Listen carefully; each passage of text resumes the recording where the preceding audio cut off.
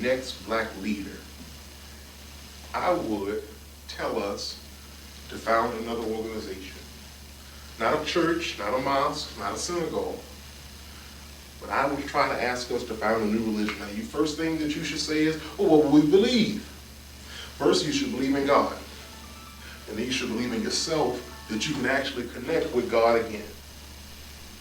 So the first thing that I would do is ask you, the first thing you should also ask me is, what structure would the new organization take?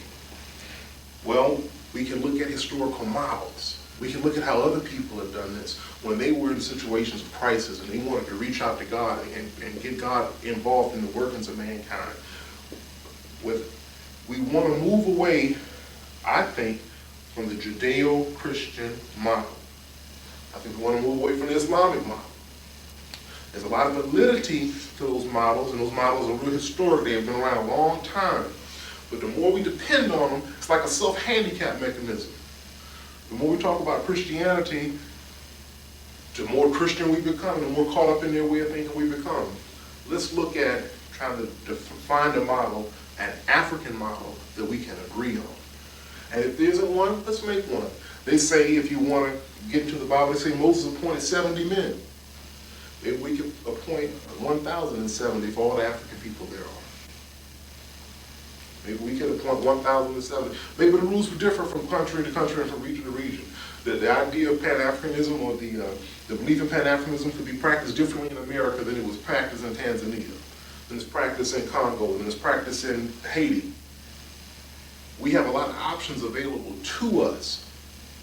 But the last thing we want to continue doing is to follow the pattern of enslavement. And what I mean by that is, we don't want to be trapped into the church and have no other avenues for spirituality. We want to break out. We want to reconnect with God in a new and genuine way. We know, hands down, face the facts. Christianity was given to us as part of an enslavement process. They wanted to spiritualize life. They wanted us to say, this life is miserable all the time. And the only time you're going to be really happy is when you get to heaven after you die.